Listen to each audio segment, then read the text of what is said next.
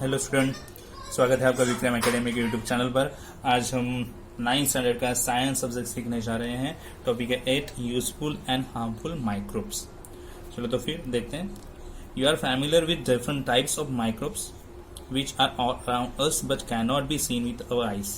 तो हमें तो पता है हमारे सराउंडिंग्स में सो मेनी माइक्रोब्स हैं बट हमें वो दिखते नहीं हैं। In what way are they related to our everyday life, but उनका हमारे लाइफ में कुछ ना कुछ यूज होता है। ओके, तो यूजफुल माइक्रो ऑर्गेनिजम्स हम देखने वाले हैं। तो सबसे पहले आपके सामने है lactobacilli.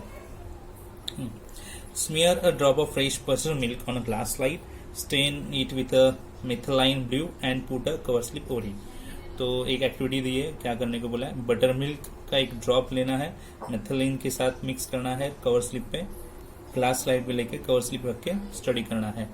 Smear under the 10x objective of a compound microscope and then with the more powerful 60x objective। तो उन दोनों में माइक्रोस्कोप में देखना है हमें। Did you notice the blue rod shape organisms moving around?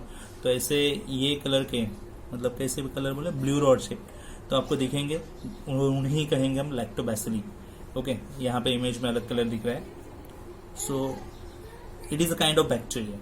Lactobacilli is kind of bacteria. They are minute and rectangular in shape. वो minute मतलब बहुत छोटे और rectangular shape में होंगे। Lactobacilli are anaerobic bacteria. ये anaerobic bacteria है। They can produce energy without the use of oxygen. वो energy produce करते हैं, वो उन्हें energy produce करने के लिए ऑक्सीजन की जरूरत नहीं है। ठीक है, ओके, यहाँ पे देखते हैं। The lactobacilli convert lactose the sugar in the milk. Lactobacilli करता क्या है, तो लैक्टोज को कन्वर्ट करता है, शुगर को, in the milk, the into lactic acid. किसमें कन्वर्ट करता है, लैक्टिक एसिड में। This process is called fermentation, इसे हम फर्मेंटेशन बोलते हैं। As a result the pH of milk decreases causing coagulation of milk proteins. तो मिल्क में जो कोगुलेशंस है, सो इसलिए पीएच ऑफ मिल्क जो है कम होगा। This milk proteins are separated from other constituent of milk. तो मिल्क प्रोटीन सेपरेट होंगे अदर कंस्टिट्यूएंट से जो मिल्क में है। This is what happens when milk changes to yoghurt. इसलिए हम देख पाते हैं कि मिल्क का कन्वर्जन योगर्ट में हुआ है। Yoghurt has a specific sour taste due to the lactic acid. तो योगर्ट को अलग एक टेस्ट होता है, सोल टेस्ट, जिसकी वजह है lactic acid. The low pH destroys harmful microbes present in the milk. So low pH होने की वजह से हार्मफुल माइक्रोब्स जो है मिल्क में प्रेजेंट रहते हैं वो डिस्ट्रॉय हो जाते हैं। ठीक है, so students, next microorganism है राइजोबियम सिम्बायोटिक बैक्टीरिया। देखते हैं क्या बोला है, let's try this. Take a plantlet of fenugreek, groundnut or any other bean and sterilize it with a 3 to 5% solution of hydrogen peroxide. तो कहा है plantlet लीजिए फेनुग्रीक, ग्राउंडनट या फिर एनी अदर बीन का, और स्टेरिलाइज कीजिए उसे जो हाइड्रोजन पेरोक्साइड का सोल्यूशन रहेगा उसमें 3 to 5% में। ठीक है, afterwards keep it in a 70% solution of ethyl alcohol for 4 to 5 minutes। और बाद में 4 to 5 minutes आपको वही जो भी प्लांटलेट लिया रहेगा वो इथाइल अल्कोहल में पुट करना है 70% सोल्यूशन में। Clean the roots with sterilize water and take thin section of the root nodules. तो रूट्स क्लीन करो, स्टेराइल करो वाटर के साथ, एंड जो थिन सेक्शन रहेगा वो लेना है रूट नोडुल का। Select good section and place it in a solution of saffronin for 2 to 3 minutes। तो अच्छा सेक्शन ढूंढ के ले लो और उसे प्लेस करो कहाँ पे, सैफ्रोनिन के सोल्यूशन में 2 to 3 minutes के लिए। Place the strain section on a glass slide, cover it with a cover slip and observe it under the compound microscope। Okay, और उसे ऑब्जर्व करना है कंपाउंड माइक्रोस्कोप में। Very good. The pinkish rod shaped organisms are the rhizobium bacteria. जो आपको pinkish rod shaped organisms दिखेंगे वो होंगे राइजोबियम बैक्टीरिया। ओके, तो note that we had to search for the root nodules of leguminous plants to obtain this bacteria. तो आपको क्या search करना पड़ेगा, तो लेगुमिनस प्लांट्स, तो उसमें ये बैक्टीरिया पाया जाता है। Are the rhizobium bacilli useful to these plants और हार्मफुल। ओके, तो एक एक्टिविटी थी, यहाँ पे आप इमेज देख सकते हो। ये राइजोबियम आपको ऐसे दिखाई देगा। ओके, और एक कंप्लीट डायग्राम दिया है किस तरह से हो सकता है root nodules of soybean plant कहा है, ठीक है, root nodules of soybean plant. आगे देखते हैं role of importance of rhizobium, ठीक है। Rhizobia living in root nodules supply nitrates, nitrites and amino acid to that plant and in exchange get energy in the form of carbohydrates from it. तो ये क्या करता है rhizobia? सो रहता है कहाँ पे? रूट नोड्यूल्स में। सप्लाई क्या करता है? Nitrates, nitrites, amino acids plant को, और एक्सचेंज में क्या लेता है? एनर्जी कार्बोहाइड्रेट्स की फॉर्म में। Such a mutually beneficial relationship is called symbiosis. ऐसा म्यूचुअली बेनिफिशियल रिलेशनशिप रहेगा तो उसे सिम्बायोसिस कहा जाएगा। Rhizobia produce nitrogenous compounds and atmospheric nitrogen. Rhizobia क्या करता है? नाइट्रोजनियस कंपाउंड्स क्रिएट करता है, एटमॉस्फेयर में जो भी नाइट्रोजन रहेगा उसका यूज करके। However, for this process of nitrogen fixation, they need leguminous plants like beans, sweet pea, soybean etc. But इसके लिए ये नाइट्रोजन फिक्सेशन होने के लिए उनको लेगुमिनस प्लांट्स की जरूरत है, जैसे कि बीन, स्वीट पी, सोयाबीन, ये एग्जांपल्स दिए हैं as a host. Beans and pulses are rich in proteins due to the nitrogenous compounds made available by rhizobia. तो इसलिए बीन्स और पल्सेस में ज्यादा प्रोटीन्स होते हैं। क्यों? नाइट्रोजनस कंपाउंड्स की वजह से, जो राइजोबिया की वजह से मिलते हैं, ठीक है। नेक्स्ट पेज पे students, after harvesting a leguminous crop, the leftover roots and other plants part are deliberately dumped in a farm soil to maintain its bacterial population. Harvesting के बाद जब भी क्रॉप्स वहां से निकला जाता है तो वहां पे रूट्स वैसे के वैसे ही रहते हैं जमीन पे, तो उनको वैसे के वैसे ही वहां पे डंप किया जाता है, क्योंकि जो भी बैक्टीरियल पॉपुलेशन हो मेंटेन हो सॉइल में। The use of rhizobium has help to reduce the use of chemical fertilizers. Rhizobiums की मदद की वजह से, हेल्प की वजह से हमें यूज क्या होगा? केमिकल फर्टिलाइजर ज्यादा यूज नहीं करने पड़ेंगे। Thereby, their adverse effect, it has also helped to reduce expenses on fertilizers. तो और एक हेल्प हो सकती है कि हमारा एक्सपेंसेस जो फर्टिलाइजर्स पे करना पड़ता है, मतलब फार्मर्स को फर्टिलाइजर्स पे जो एक्स्ट्रा एक्सपेंस करना पड़ता है वो रिड्यूस हो जाएगा वहां पे राइजोबियम की मदद से। This works to benefit of farmers. तो ये फार्मर्स के बेनिफिट के लिए ही है। Okay, nowadays seeds are coated with rhizobial solution or powder before sowing. अभी क्या किया जाता है? सीड्स कोटेड किए जाएंगे राइजोबियल सोल्यूशन पे या फिर पाउडर से सोविंग करने से पहले। After sowing rhizobia enter the plantlets and this is called rhizobial inoculation. Sowing के बाद राइजोबिया प्लांटलेट में इंटर करेगा और उसे ही राइजोबियल इनोकुलेशन कहा जाएगा। This experiment has help in the supply of nitrogen to cereal and other crops beside leguminous crops. तो ये एक्सपेरिमेंट जो है हेल्पफुल है सप्लाई ऑफ नाइट्रोजन के लिए। तो कौन से सीरियल्स एंड अदर क्रॉप्स के लिए, जिसे लेगुमिनस क्रॉप्स और भी हम बोल सकते हैं, ठीक है।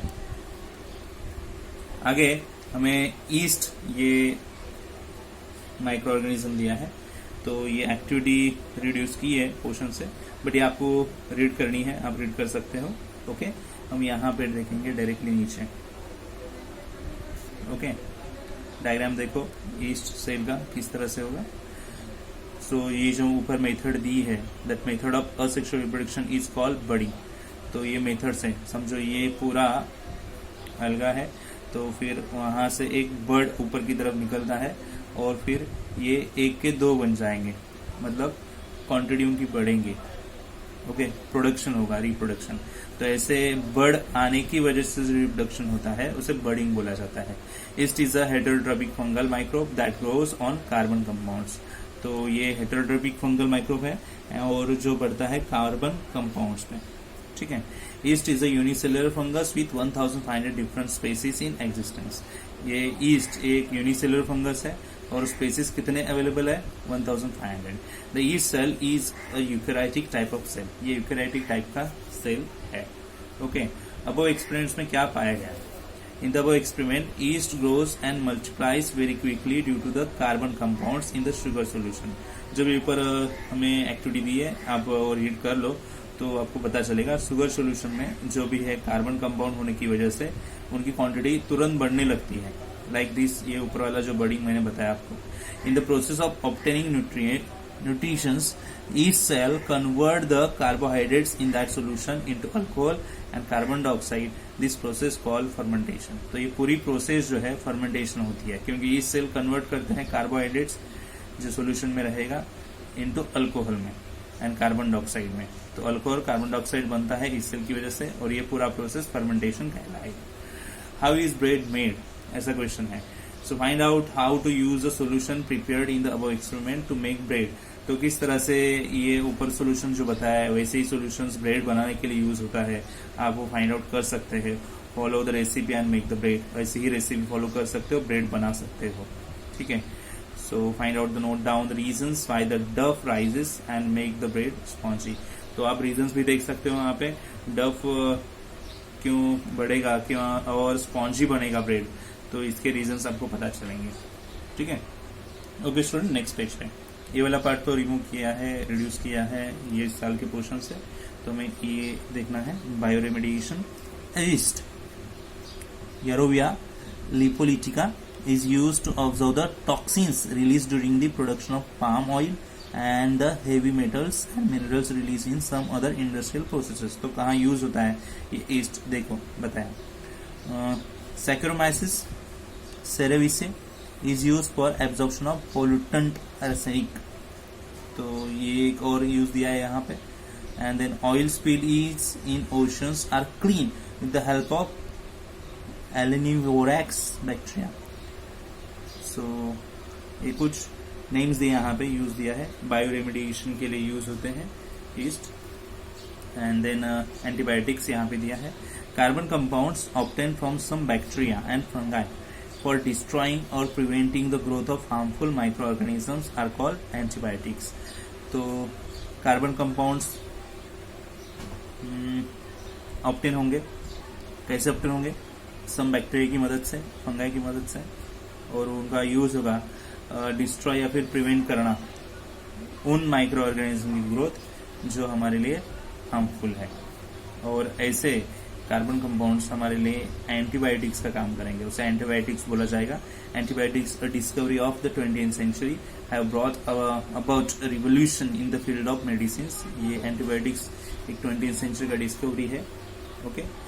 एंड एक मेडिसिन के फील्ड में रिवोल्यूशन कहा जाएगा.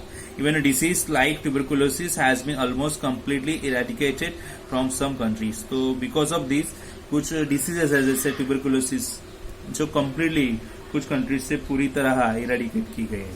Antibiotics mainly act against bacteria. ये बैक्टीरिया के अगेंस्ट काम करता है. Some antibiotics can destroy protozoa. कुछ एंटीबायोटिक्स प्रोटोजोआ को डिस्ट्रॉय करते हैं. Some antibiotics are useful against a wide variety of bacteria. कुछ ऐसे एंटीबायोटिक्स होते हैं जो वाइड वेराइटी ऑफ बैक्टीरिया के अगेंस्ट यूज होते हैं. They are called broad spectrum antibiotics. इसे बोला जाएगा ब्रॉड स्पेक्ट्रम एंटीबायोटिक्स. एग्जाम्पल है ampicillin, amoxicillin, tetracycline etc. When the pathogen cannot be identified even though the symptoms of disease are visible, broad spectrum antibiotics are used. तो एक कब use होगा यहाँ पे बताया है. Whenever a pathogenic microorganisms is definitely known, the narrow spectrum antibiotics are used. Example are penicillin, gentamicin and erythromycin etc. तो ये बताया नैरो स्पेक्ट्रम एंटीबायोटिक्स के बारे में. ठीक है. नेक्स्ट पेज पे penicillin. Penicillin is a group of antibiotics obtained from fungus, Penicillium, and is used for controlling the infections caused by bacteria like Staphylococci, Clostridia, Streptococci, etc. Medicines containing penicillin are useful to treat certain bacterial infections of the ear, nose, throat, and skin, as well as disease like pneumonia and scarlet fever. तो कहाँ पे ये penicillin use होगा ये बताया गया है. ये कैसे मिलता है ये बताया, और फिर इन्फेक्शंस कंट्रोल करने के लिए यूज होता है ये बताया. तो इन्फेक्शंस कौन से? ईयर, नोज, थ्रोट, स्किन, और डिसीज जैसे निमोनिया और स्कारलेट फीवर में भी ये यूज होता है. ठीक है. तो पेनिसिलिन के बारे में बताया. बाकी ये क्वेश्चंस और ये वाला पार्ट तो इस साल के पोर्शन से रिड्यूस किया है, हमें ओनली अपडेटेड लेना है. और फिर हार्मफुल माइक्रो ऑर्गेनिजम्स में पहला आता है फंगाई, जो स्टार्ट होता है अगली पेज से. ओके. तो यहाँ से देखेंगे हम फंगाई का. Microscopic spores of fungi are present in the air. Okay. If there is sufficient moisture, spores germinate on cotton fabric, gunny bags, leather, wooden items, etc. तो ये पहले से ही एयर में प्रेजेंट है। अगर उनको सफिशिएंट अच्छा क्लाइमेट मिल गया उनकी ग्रोथ के लिए तो वो कहाँ पे बढ़ सकते हैं बताया। The fungi हाइपे fibers of the fungus penetrate deep into the material to obtain nutrition and to reproduce. This cause the material to wear and become weak. तो जो भी मटेरियल रहेगा वो मटेरियल पे वो डीप पे पेनिट्रेट करेंगे और न्यूट्रिशंस के लिए, और वहां पे रिप्रोड्यूस भी होगा उनका, और ये इसकी वजह से मटेरियल वीक होगा। As a result gunny bags, leather items like shoes, purses, belt on which fungi have grown do not last long. जिन पे फंगाई आता है ऐसे लेदर आइटम्स, गनी बैग्स, ये सब तुरंत खराब हो जाते हैं। Wooden items also get spoiled. ठीक है। Various species of fungi grow on food items like pickles, murabba, jam, sauce, chutney etcetera. They use the nutrient in these foods items for growth and reproduction. तो ये यहाँ पे न्यूट्रिएंट्स यूज होते हैं food items में growth और रिप्रोडक्शन के लिए। During this activity fungi release mycotoxin, certain poisonous chemicals into the food, and the food becomes poisonous. Hence, the food on which fungi have grown cannot be eaten. इसलिए जिसपे fungi grown होता है वो खाया नहीं जाता। ठीक है। Clostridium बोला है आगे, देखते हैं। Harmful bacteria में Clostridium. Sometimes cases of food poisoning occur during community feast. How does the food become poisonous all of a sudden? So कभी कभी community feast में food poisoning होने की वजह से सबको प्रॉब्लम हो गई है, इसे आपने सुना होगा। The bacteria we spoil cook food are clostridium. जो बैक्टीरिया वहां पे होगा जो कुक फूड स्पॉइल करेगा वो होगा क्लोस्ट्रिडियम।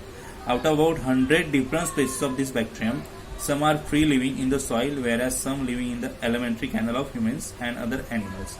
तो 100 तरह के अलग अलग स्पेसीज है ये बैक्टीरिया के, जो सॉइल में फ्री लिविंग है उनकी, और कुछ एलिमेंट्री कैनल में रहते हैं एनिमल्स के, ह्यूमंस के।